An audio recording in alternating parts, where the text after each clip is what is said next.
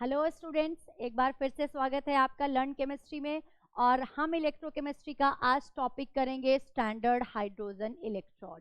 Previous video आपने देखी होंगी, उसमें हमने electrode potential, cell potential, galvanic cell का डिस्क्रिप्शन ये सब कर लिया था। अगर आपने अब तक नहीं देखी है तो आप चैनल पर जाकर देख सकते हैं और लिंक मैं डिस्क्रिप्शन बॉक्स में भी दे दूंगी उस वीडियो की। चलिए अब हम बात करते हैं स्टैंडर्ड हाइड्रोजन इलेक्ट्रोड की। देखिए, जब हम किसी इलेक्ट्रोड का, सिंगल इलेक्ट्रोड की बात कर रही हूँ, इलेक्ट्रोड पोटेंशियल पता करना चाहते हैं तो उसका हमारे पास कोई भी तरीका नहीं है उसको पता करने के लिए। हम सेल पोटेंशियल कैलकुलेट करते हैं लेकिन हम सिंगल इलेक्ट्रोड का पोटेंशियल कैलकुलेट नहीं कर पाते। तो इस चीज को पता करने के लिए स्टैंडर्ड इलेक्ट्रोड पोटेंशियल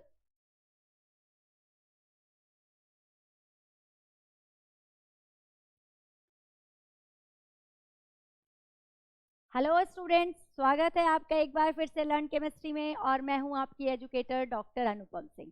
बेटा, हम कर रहे हैं इलेक्ट्रोकेमिस्ट्री वाला चैप्टर और इस चैप्टर से हमारा आज का टॉपिक रहने वाला है स्टैंडर्ड हाइड्रोजन इलेक्ट्रोड और उसके बाद हम बात करेंगे इलेक्ट्रोकेमिकल सीरीज की। तो प्रीवियस वीडियो में हमने बात की थी गैल्वेनिक सेल के बारे में, इलेक्ट्रोलाइटिक सेल के बारे में। गैल्वेनिक सेल को हम कैसे लिखते हैं, उसकी कैसे हम हाफ रिएक्शंस को लिखते हैं, ये सब हमने बात कर ली थी प्रीवियस वीडियो में। इसी के साथ साथ हमने सेल पोटेंशियल और इलेक्ट्रोड पोटेंशियल के बारे में भी समझा था। और सेल पोटेंशियल को निकालने के लिए हम जो इक्वेशन यूज करते हैं, हम जो फॉर्मूला यूज करते हैं, that is E cell is equal to E cathode minus E anode, इस पर भी हमने एक क्वेश्चन किया था। अगर अब तक आपने वो वीडियो नहीं देखी है तो आप चैनल पर जाकर उस वीडियो को देख लें और मैं उसका लिंक भी डिस्क्रिप्शन बॉक्स में दूंगी, आप वहां से भी उस वीडियो को देख सकते हैं। तो आज हम बात करेंगे स्टैंडर्ड हाइड्रोजन इलेक्ट्रोड की। स्टैंडर्ड हाइड्रोजन इलेक्ट्रोड, जिसको हम शी भी कहते हैं, पहली बात हम इसको पढ़ क्यों रहे हैं और इसको बनाने का हमारा पर्पस क्या था। देखिए, जब हम किसी सेल का सेल पोटेंशियल जानना चाहते हैं, जब हम सेल का सेल पोटेंशियल जानना चाहते हैं तो हम क्या करते हैं, कैथोड अगर स्टैंडर्ड की बात कर रहे हैं और एनोड, सिंगल इलेक्ट्रोड के पोटेंशियल के डिफरेंस को यूज करके हम पूरे सेल का पोटेंशियल जान लेते हैं। लेकिन अगर हमें सिंगल इलेक्ट्रोड का पोटेंशियल जानना है तो उसके लिए हमारे पास कोई मेथड नहीं है, हम उसे किसी भी इंस्ट्रूमेंट से कैलकुलेट नहीं कर सकते। तो इसी प्रॉब्लम को सॉल्व करने के लिए हम यूज करते हैं एक स्टैंडर्ड या एक रेफरेंस इलेक्ट्रोड। तो जो शी है वो किस तरह से काम करता है, एक रेफरेंस इलेक्ट्रोड की तरह काम करता है। ये रेफरेंस इलेक्ट्रोड अगर मेरे पास एक सिंगल इलेक्ट्रोड है उसके साथ मैं इसको जोड़ दूंगी, मेरा पूरा एक सेल बन जाएगा, उससे हम सेल पोटेंशियल निकाल लेंगे और जो इस स्टैंडर्ड या रेफरेंस इलेक्ट्रोड का पोटेंशियल होगा उसे फाइनल ई सेल में से माइनस करके आप उस पर्टिकुलर इलेक्ट्रोड का पोटेंशियल जान सकते हो। मैडम, आपने जो भी बताया वो मैं बिल्कुल समझ में नहीं आया, ऐसा आप सोच रहे होंगे। कोई बात नहीं, अभी हम एग्जाम्पल से समझेंगे। सबसे पहले हम बात कर लेते हैं कि इस स्टैंडर्ड इलेक्ट्रोड पोटेंशियल को बनाते कैसे हैं। स्टैंडर्ड इलेक्ट्रोड पोटेंशियल को बनाने के लिए एक प्लेटिनम के वायर को एक ग्लास ट्यूब में फिक्स कर दिया जाता है और इसके एक एंड पर लगा दिया जाता है प्लेटिनम फॉयल और इसके ऊपर प्लेटिनम ब्लैक से कोटेड कर दिया जाता है। ठीक है, क्योंकि मैं आपको ये बता चुकी हूँ पहले भी कि बेटा, जब हम हाइड्रोजन एक गैस है, हम उसका इलेक्ट्रोड बनाने जा रहे हैं तो गैस का हम इलेक्ट्रोड नहीं बना सकते, इसीलिए हम क्या करते हैं, हम उसे एक सरफेस देते हैं, हम एक इनर्ट इलेक्ट्रोड को यूज करते हैं और फिर उस पर हाइड्रोजन गैस एड्सॉर्ब हो जाती है और इस तरह से क्या बनता है, इलेक्ट्रोड का फॉर्मेशन होता है। तो क्या होता है इस इलेक्ट्रोड के फॉर्मेशन में, गैस इलेक्ट्रोड जो ये हम बना रहे हैं हाइड्रोजन गैस का, तो ये प्लेटिनम जो वायर है इसके ऊपर ये प्लेटिनम फॉयल लगाया गया, ठीक है, और हाइड्रोजन गैस को एट 1 बार प्रेशर यहाँ पे बबल किया गया, एंटर कराया गया। कहाँ एंटर कराया गया, एक सॉल्यूशन के अंदर, जो किसी भी एसिड का सॉल्यूशन है, लेकिन शर्त यह है कि उसकी कॉन्सेंट्रेशन 1 मोलर होनी चाहिए। देखिए, जब मैंने स्टैंडर्ड की बात करी है तो ये हमने प्रीवियस वीडियो में भी डिस्कस किया था। स्टैंडर्ड कंडीशन का मतलब, अगर गैस है तो प्रेशर 1 बार होगा, अगर आप सॉल्यूशन ले रहे हैं, जो भी सॉल्यूशन यूज कर रहे हैं, उसकी जो कॉन्सेंट्रेशन है, आयन की जो कॉन्सेंट्रेशन है, वो क्या होनी चाहिए बेटा, 1 मोलर होनी चाहिए। तो हमने इस तरह से एक स्टैंडर्ड हाइड्रोजन इलेक्ट्रोड का फॉर्मेशन किया। होगा कैसे इसमें रिएक्शन? भाई जब ये हाइड्रोजन गैस यहाँ आएगी, यहाँ पर एब्जॉर्ब होगी, तो जो भी रिडक्शन और ऑक्सीडेशन की प्रोसेस है उसको ये सरफेस मिल गया, वो यहाँ पर होगी, ठीक है, इस फॉयल के ऊपर होगी। That foil provide a surface to react the hydrogen with H positive ion. Clear है? और ये जो हमारा स्टैंडर्ड हाइड्रोजन इलेक्ट्रोड है, इसकी क्या एक खासियत है कि एक रिवर्सिबल इलेक्ट्रोड है। कैसा इलेक्ट्रोड है? रिवर्सिबल इलेक्ट्रोड है। It is a reversible electrode. क्या होता है इसमें? It can act as a cathode as well as anode. It can act as a cathode as well as anode, दोनों की तरह काम कर सकता है। अभी हम इसकी फंक्शनिंग देखेंगे कैसे। अगर ये एनोड की तरह काम करता है तो हमें पता है एनोड पर ऑक्सीडेशन होता है, तो हाइड्रोजन जो गैस है वो H पॉजिटिव में कन्वर्ट हो जाएगी, H पॉजिटिव में कन्वर्ट हो जाएगी और इलेक्ट्रॉन रिलीज होंगे वहां पे। अगर मैं इस हाफ रिएक्शन का हाफ सेल रिप्रेजेंटेशन करूं, it is a half cell representation as anode, तो हम इस तरह से कर सकते हैं। जब हम गैस की बात करते हैं, जब हम किसी लिक्विड का बना रहे होते हैं इलेक्ट्रोड, तो मैं बार बार बोल रही हूँ वहां पे एक इनर्ट इलेक्ट्रोड यूज किया जाता है जो सरफेस देता है। तो मैं जब हम रिप्रेजेंटेशन करेंगे सेल का, तो वहां पर इलेक्ट्रोड आपको मेंशन करना है। लेकिन जब आप रिएक्शन लिख रहे हैं, जब आप इक्वेशन लिख रहे हैं, हाफ सेल रिएक्शन लिख रहे हैं, तो वहां पर इलेक्ट्रोड आपको लिखने की जरूरत नहीं है, क्योंकि it is a inert, it is not participating in reaction. तो हम तो सिर्फ रिएक्शन की बात कर रहे हैं, तो वहां पर इलेक्ट्रोड नहीं लिखेंगे। लेकिन जब सेल का रिप्रेजेंटेशन करेंगे तब आप इनर्ट इलेक्ट्रोड को मेंशन करेंगे। तो यहाँ पर मेंशन किया हुआ है हाफ H2 किस में कन्वर्ट हो रहा है बेटा? H पॉजिटिव में कन्वर्ट हो रहा है। गैस का प्रेशर भी मेंशन करना है और आयन की कॉन्सेंट्रेशन भी मेंशन करनी है। जब ये एज अ कैथोड काम करता है, तो क्या होता है यहाँ पे? जस्ट अ मिनट, नया मार्कर यूज करते हैं क्योंकि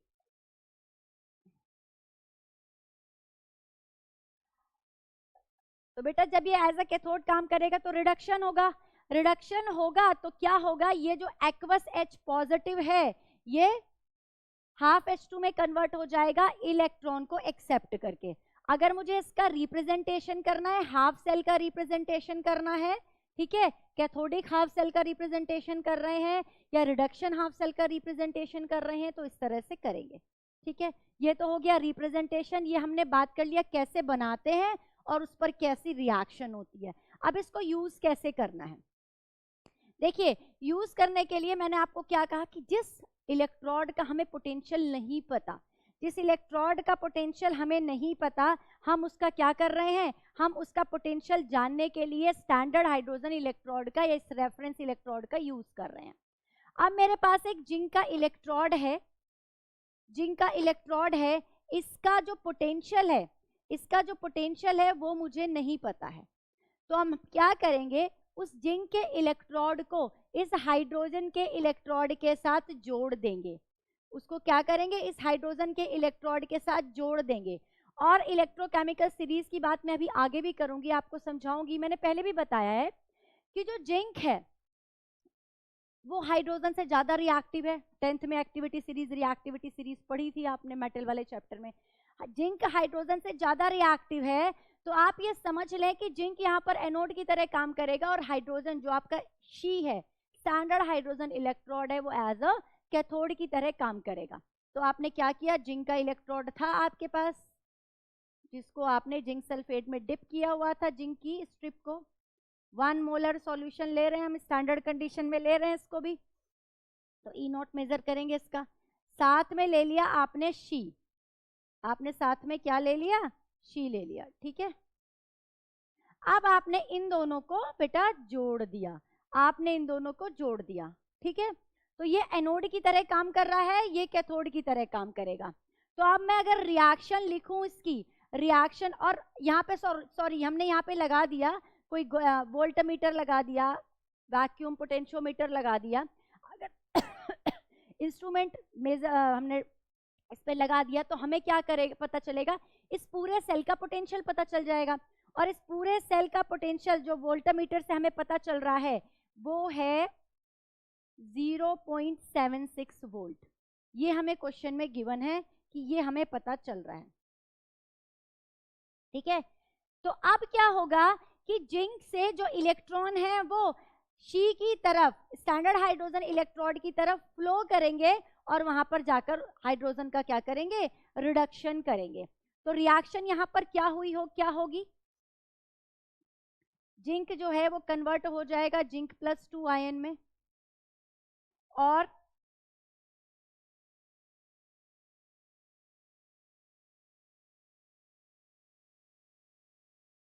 ठीक है, ये हमारी एनोड पर होने वाली रिएक्शन हो गई, ये हमारी कैथोड पर होने वाली रिएक्शन हो गई, राइट। तो ओवरऑल रिएक्शन हमारी क्या बन गई, this is the net reaction. Electron का जो एक्सचेंज हुआ पूरी रिएक्शन में वो 2 इलेक्ट्रॉन का एक्सचेंज हुआ।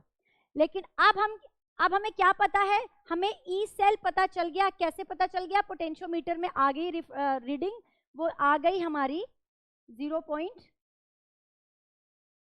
कितनी आ गई बेटा, वो आ गई हमारी 0.76 वोल्ट। वो मैं यहाँ रख दूं, ठीक है। अच्छा एक चीज बताना भूल गई मैं, तो ये स्टैंडर्ड हाइड्रोजन इलेक्ट्रोड है, जो रेफरेंस इलेक्ट्रोड है, इनका जो पोटेंशियल होता है बेटा वो फिक्स होता है। क्या होता है, वो फिक्स होता है, ठीक है। तो जो आपका स्टैंडर्ड हाइड्रोजन इलेक्ट्रोड है, इसका जो पोटेंशियल है वो क्या है, वो फिक्स है, वो जीरो है, वो जीरो है, ठीक है। 0 वोल्ट है, इसकी वैल्यू क्या आती है, 0 वोल्ट है इसकी वैल्यू। तो अब मुझे इसकी वैल्यू पता है, कैथोड की वैल्यू पता है, क्योंकि यहाँ पर जो शी है वो कैथोड की तरह काम कर रहा है, तो मैंने यहाँ 0 लिख दिया। एनोड यानी कि जो जिंक है उसका मुझे पता करना है, उसका मुझे पता करना है। तो क्या आ जाएगा, EA is equal to -0.76 volt. Clear हो रही है बात, समझ में आया। इस तरह से मैंने जिंक के इलेक्ट्रोड का पोटेंशियल मेजर कर लिया। तो अगर आपके पास कोई इलेक्ट्रोड है, वो अगर कैथोड की तरह काम कर रहा है तब भी वो शी के साथ जोड़ सकते हो। अगर आपका इलेक्ट्रोड कैथोड की तरह काम करेगा तो जो शी है वो एनोड की तरह काम करेगा। अगर आपका जो अननोन इलेक्ट्रोड है वो एनोड की तरह काम करेगा तो शी क्या है, कैथोड की तरह काम करेगा। It can act as a cathode और एनोड। वैल्यू उसकी फिक्स है 0। सेल पोटेंशियल, पूरे सेल का पोटेंशियल आपको पोटेंशियोमीटर से पता चल जाएगा और आप रिस्पेक्टिव इलेक्ट्रोड का पोटेंशियल मेजर कर लेंगे। तो ये तो फंक्शनिंग हुई या जो आपका यूज हुआ स्टैंडर्ड हाइड्रोजन इलेक्ट्रोड का, ठीक है। आई होप आपको ये चीजें समझ में आ गई होंगी। याद रखेंगे कि E0 की वैल्यू 0 होती है, और रिप्रेजेंटेशन बेटा जरूर याद रखेंगे, और ये बोर्ड के पॉइंट ऑफ व्यू से भी बहुत इंपॉर्टेंट है। अब इस स्टैंडर्ड हाइड्रोजन इलेक्ट्रोड में एक इंपॉर्टेंट चीज मैं आपको और बताना चाहती हूँ, इस वाला जो हमारा टॉपिक है, कि जरूरी नहीं है कि जो हाइड्रोजन है, जो ये शी है, स्टैंडर्ड हाइड्रोजन इलेक्ट्रोड है, हमेशा हम इसको ही रेफरेंस इलेक्ट्रोड की तरह यूज करें। ऐसा इसलिए क्योंकि यहाँ पर ना कुछ प्रॉब्लम हम फेस करते हैं जब हम शी को बनाते हैं, जब हम शी को कॉन्स्टिट्यूट करते हैं तो हम कुछ प्रॉब्लम फेस करते हैं। पहली प्रॉब्लम क्या होती है, पहली प्रॉब्लम ये है कि किसी भी H आयन का कॉन्सेंट्रेशन यूनिटी मेंटेन करना बहुत मुश्किल होता है, ठीक है। Unity concentration of H positive, it is difficult to maintain the unity concentration of H positive, and it is also difficult to maintain the pressure of hydrogen 1 bar pressure को maintain करना during the process मुश्किल काम है। H ion की concentration को maintain करना 1 molar मुश्किल काम है। तीसरा, यहाँ पर कुछ ट्रेसेस ऑफ इम्प्योरिटीज भी आ जाती हैं जिसकी वजह से हमें करेक्ट वैल्यू नहीं मिल पाती। तो तब हम क्या करते हैं, हम कुछ और इलेक्ट्रोड भी हैं हमारे पास जिनको हम as a reference electrode use करते हैं। जो ये चीजें मैं अभी बता रही हूँ इसको आप बड़ा बड़ा स्टार कर लें। देखिए बोर्ड के पॉइंट ऑफ व्यू से शायद ये इतनी इंपॉर्टेंट ना हो, लेकिन आपका अगर नीट का एग्जाम है, अगर आपका जेई का एग्जाम है, अगर आपका कोई ओलंपियाड का एग्जाम है, आप इनमें से किसी भी एग्जाम में बैठ रहे हो, किसी IIT में बैठ रहे हो, नाइजर के टेस्ट में बैठ रहे हो बेटा, तो ये चीजें बहुत बहुत इंपॉर्टेंट है जो मैं बताने जा रही हूँ। जब हमने इससे पहले वाली वीडियो डिस्कस की थी तो मैंने वहां पर वेरियस इलेक्ट्रोड आपसे बात किए थे। हमने कहा था 5 तरह के इलेक्ट्रोड हम जब सेल को बनाते हैं यूज करते हैं, ठीक है। उसमें से एक मेटल आयन इलेक्ट्रोड था, एक आपका गैस इलेक्ट्रोड था, एक आपका रेडॉक्स इलेक्ट्रोड था, और एक आपका था metal metal insoluble salt electrode. तो वहीं पे जो हमने 2 इलेक्ट्रोड पढ़े थे, वो 2 electrode as a reference electrode use किए जा सकते हैं। पहला कैलोमल इलेक्ट्रोड, प्रीवियस वीडियो में पढ़ा चुकी हूं, कैलोमल इलेक्ट्रोड। ये जो कैलोमल इलेक्ट्रोड है, इसको भी हम as a reference electrode use कर सकते हैं। इसका रिप्रेजेंटेशन क्या होता है कैलोमल इलेक्ट्रोड का? Hg2Cl2, ठीक है, ये सॉलिड में है, और KCl। इस इलेक्ट्रोड के अंदर मेटल होती है, मेटल का इंसॉल्युबल सॉल्ट होता है, और ये जो सॉल्ट है उसका जो एनायन है वो सॉल्ट सॉल्यूशन के एनायन के, मतलब दोनों के एनायन सेम होने चाहिए। तो ये बनता है हमारा calomel electrode. It can act as a reference electrode, it can act as a standard electrode, क्योंकि इसकी जो E0 वैल्यू है वो भी फिक्स है, और वो भी आप लर्न कर लो अगर आप किसी कॉम्पिटिटिव एग्जाम के लिए जा रहे हो। इसकी वैल्यू होती है 2422 volt. This is the value of E0 value of calomel electrode. इसके बाद एक और इलेक्ट्रोड है जिसका नाम है सिल्वर क्लोराइड इलेक्ट्रोड। इसका जिक्र भी मैंने प्रीवियस क्लास में बेटा किया था, वहां पर मैंने आपको ये बता दिया था। सिल्वर क्लोराइड इलेक्ट्रोड, ये दोनों ही एक ही कैटेगरी के इलेक्ट्रोड हैं जिनमें मेटल यूज किया जाता है। मेटल का पार्शियली या इनसॉल्युबल सॉल्ट होता है, और उस सॉल्ट का एनायन और जो आप एक्वा सॉल्यूशन लोगे उसका एनायन कॉमन होना चाहिए, उसका एनायन कॉमन होना चाहिए, ठीक है। तो सिल्वर क्लोराइड इलेक्ट्रोड भी as a standard electrode use किया जा सकता है, और इसकी जो E0 वैल्यू होती है वो होती है 0.2225 वोल्ट, 0.2225 वोल्ट। क्लियर है? तो अब मैंने आपको 3 इलेक्ट्रोड यहाँ पर बताए जो स्टैंडर्ड की तरह यूज किए जाते हैं। पहला तो है ही स्टैंडर्ड हाइड्रोजन इलेक्ट्रोड, जो आपके बोर्ड में, जो आपकी NCERT में गिवन है, और इसकी E0 वैल्यू बेटा 0 होती है। दूसरा हमने बात की कि इसको मेंटेन करना क्या प्रॉब्लम है during the constitution of this sheet. इसकी जगह हम कौन से इलेक्ट्रोड यूज कर सकते हैं? एक तो कैलोमल यूज कर सकते हैं, इसकी E0 वैल्यू है 0.2422 वोल्ट, और दूसरा सिल्वर क्लोराइड इलेक्ट्रोड जिसकी E0 वैल्यू है 0.2225 वोल्ट। इनकी स्टैंडर्ड वैल्यू, फंक्शनिंग यहाँ भी सेम होगी, स्टैंडर्ड वैल्यू आपको पता है इनकी, ठीक है।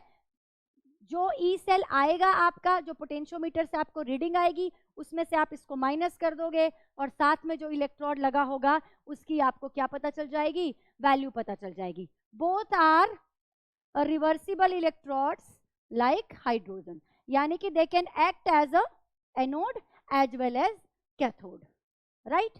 तो यहां तक हमने बात की कि कौन कौन से हमारे पास स्टैंडर्ड इलेक्ट्रोड हैं या रेफरेंस इलेक्ट्रोड हैं। जल्दी से लीजिए इसका स्क्रीनशॉट, उसके बाद हम बात करेंगे इलेक्ट्रोकेमिकल सीरीज की।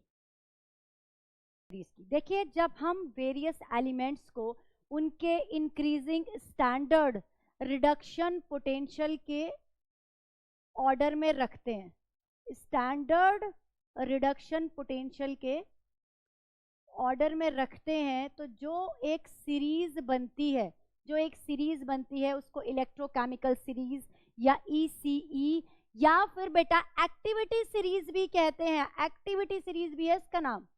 एक्टिविटी सीरीज कुछ नहीं है, यही है, इसी को एक्टिविटी सीरीज भी कहते हैं, ठीक है।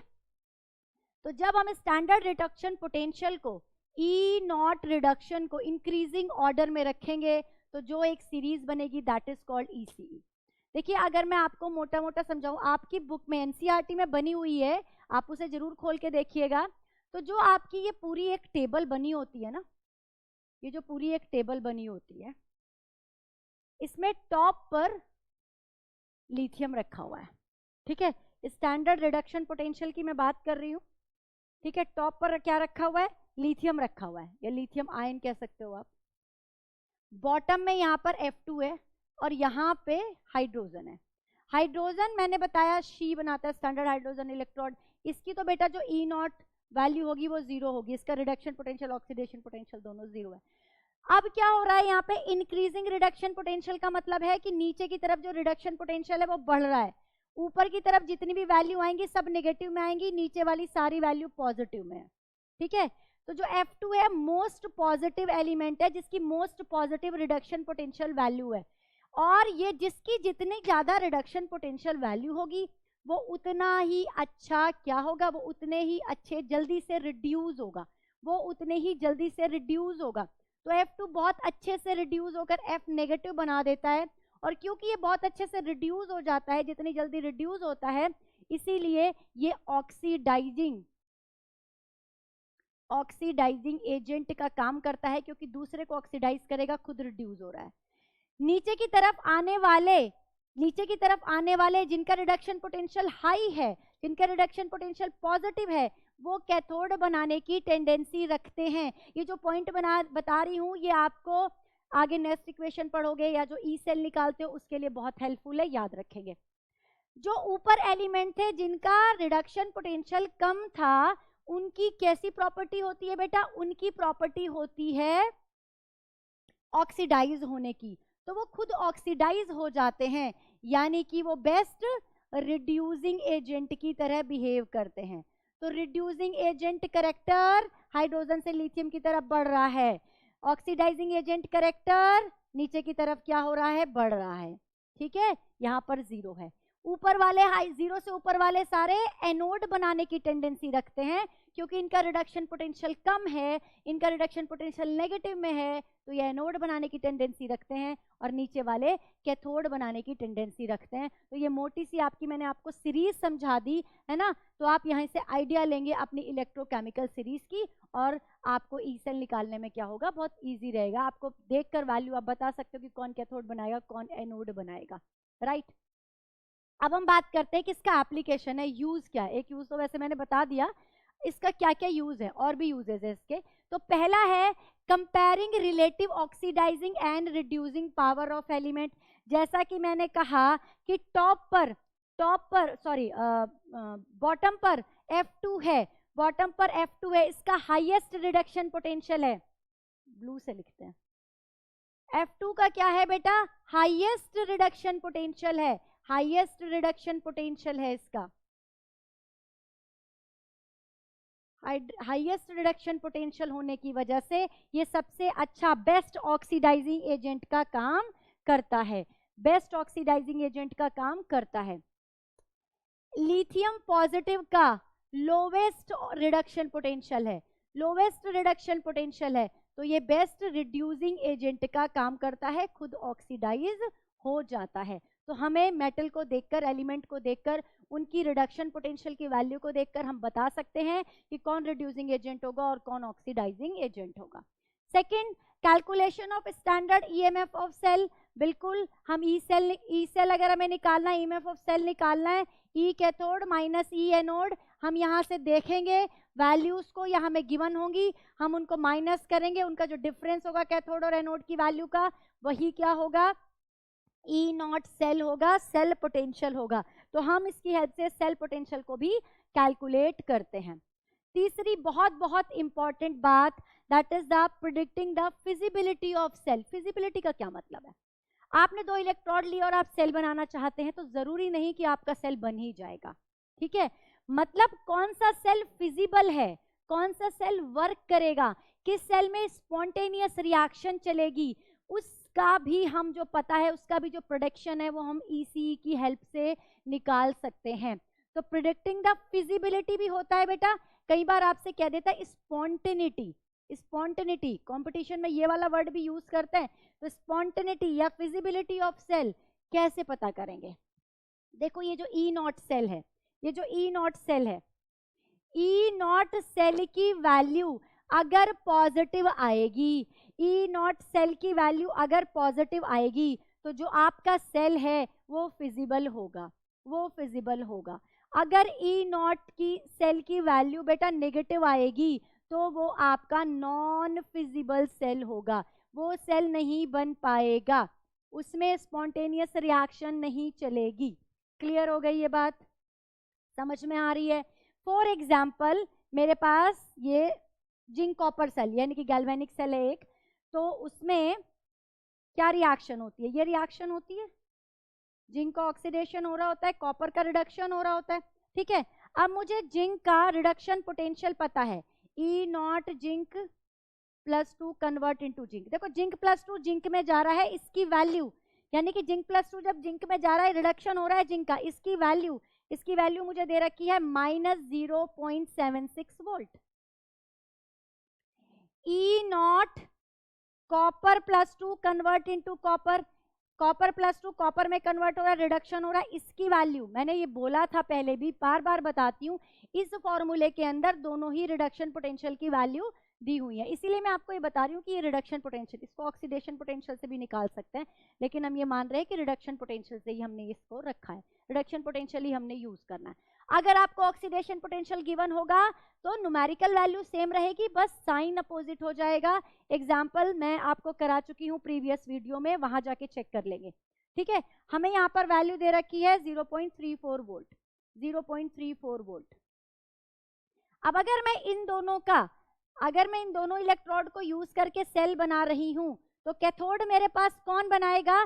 कैथोड मुझे वैल्यू से भी समझ आ रहा है, कैथोड वो बनाएगा बेटा जिसका रिडक्शन पोटेंशियल ज्यादा होगा, क्योंकि उसी पर ही क्या होगा, उसी का क्या होगा, रिडक्शन होगा, जिसका रिडक्शन पोटेंशियल ज्यादा है, ऐसा हमने यहाँ पर पढ़ा था, ठीक है। तो ये बनाएगा कैथोड, और एनोड कौन बनाएगा? वो बनाएगा जिसका रिडक्शन पोटेंशियल की वैल्यू कम है।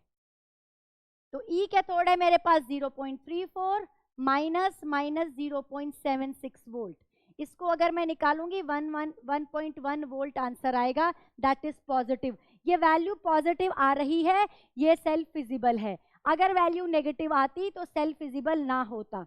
जब मैं आपसे बात करूंगी गिब्स फ्री एनर्जी की, तो वहां एक बार और मैं इस चीज को आपको एक्सप्लेन करूंगी, ठीक है। अब हम नेक्स्ट पॉइंट की तरफ चलते हैं, नेक्स्ट पॉइंट क्या कह रहा है लास्ट हमारा? Predicting the capability of a metal to displace the hydrogen gas from acid. हमें पता है कि जो मेटल है, जब मेटल किसी एसिड के साथ रिएक्ट करती है, यानी कि एच आयन के साथ रिएक्ट करती है, एसिड के साथ रिएक्ट करती है, तो एसिड में से हाइड्रोजन गैस को क्या कर देती है? डिस्प्लेस कर देती है। हाइड्रोजन गैस को क्या कर देती है? डिस्प्लेस कर देती है। n/2 आएगा यहाँ पे, यस n/2। ये रिएक्शन होती है, मेटल क्या हो रहा है? मेटल ऑक्सीडाइज हो रहा है, और हाइड्रोजन गैस H पॉजिटिव क्या आ रहा है? उसका रिडक्शन हो रहा है, तो हाइड्रोजन गैस डिस्प्लेस हो जाती है। तो जो भी एलिमेंट हाइड्रोजन से ऊपर होते हैं, वो सब के सब क्या करते हैं? हाइड्रोजन गैस को डिस्प्लेस करने की टेंडेंसी रखते हैं। ये बात नोट करेंगे। All metal lying above the hydrogen, जितने भी मेटल हैं जो हाइड्रोजन के ऊपर प्रेजेंट है, अबव द हाइड्रोजन है, जो अबव द हाइड्रोजन है, वो सारे के सारे क्या करेंगे? वो सारे के सारे मेटल एलिमेंट एसिड में से हाइड्रोजन गैस को डिस्प्लेस करने की टेंडेंसी रखते हैं। तो जिनकी जीरो और नेगेटिव के बीच में वैल्यू है, जीरो से कम वैल्यू, नेगेटिव में वैल्यू है, वो सारे के सारे क्या करेंगे? हाइड्रोजन गैस को एसिड में से डिस्प्लेस कर देंगे। तो ये सारी प्रॉपर्टी है हमारी इलेक्ट्रोकेमिकल सीरीज की, इसके एप्लीकेशन है। अच्छा, यहीं पे एक चीज और बताना चाह रही हूँ मैं आपको। देखिए, अगर आप बोर्ड के एग्जाम की अगर मैं बात करूं तो वहां पर तो ये इतना इम्पोर्टेंट नहीं है, लेकिन अगर मैं किसी कॉम्पिटिटिव एग्जाम की बात करूं तो एक एप्लीकेशन और हम डिस्कस कर लेते हैं। आपने इसका स्क्रीनशॉट ले लिया, इसका स्क्रीनशॉट ले लो। ये तो मेन जो आपके हैं पॉइंट्स वो हैं, ठीक है। इसके अलावा इसको हटा देते हैं, इसको हटा देते हैं, यहाँ लिखते हैं, ठीक है। एक और पॉइंट है, इसको इंपॉर्टेंट कर ले फॉर कॉम्पिटिटिव एग्जाम, कि हम इस ECE की हेल्प से, इलेक्ट्रोकेमिकल सीरीज की हेल्प से एक काम और कर सकते हैं। हम प्रिडिक्ट कर सकते हैं, prediction of thermal stability. Of metal oxide, prediction of thermal stability of metal oxide. देखो बेटा,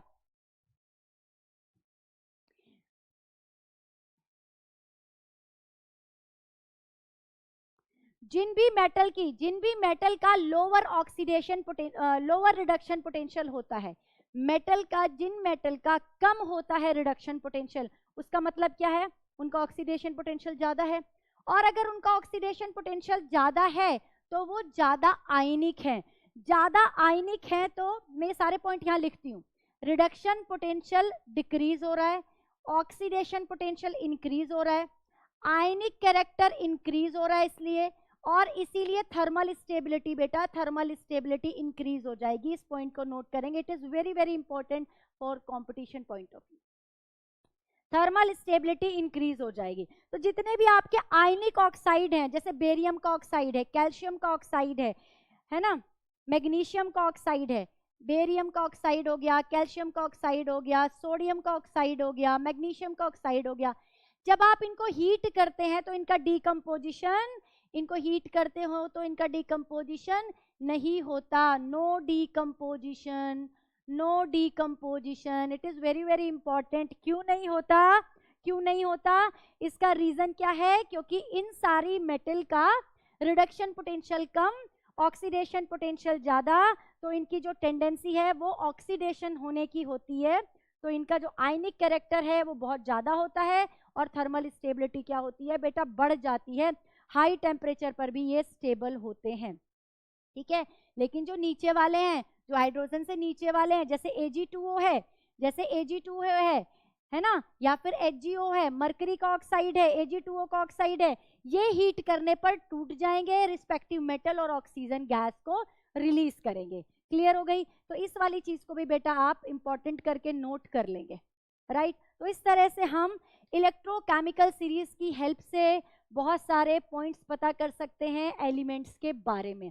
तो आज की वीडियो में हमने बात करी स्टैंडर्ड इलेक्ट्रोड्स की, है ना, स्टैंडर्ड हाइड्रोजन इलेक्ट्रोड की, और उसके अलावा हम कौन से रेफरेंस इलेक्ट्रोड यूज कर सकते हैं, और साथ ही हमने बात करी इलेक्ट्रोकेमिकल सीरीज और उसके एप्लीकेशन की। आई होप आपको ये टॉपिक बहुत अच्छे से समझ में आ गया होगा। इसके बाद अब हमारा नेक्स्ट रहने वाला है नर्स्ट इक्वेशन। नर्स्ट इक्वेशन क्या होती है? It is a relation between the metal ion concentration and cell potential. तो इनके बीच में जो रिलेशन है उसको शो करता है नर्स्ट इक्वेशन। तो हम नेक्स्ट वीडियो में नर्स्ट इक्वेशन को पढ़ेंगे, साथ ही उसके एप्लीकेशन को देखेंगे, ठीक है। तब तक आप पढ़ते रहिए ऐसे ही और बढ़ते रहिए। Thank you so much.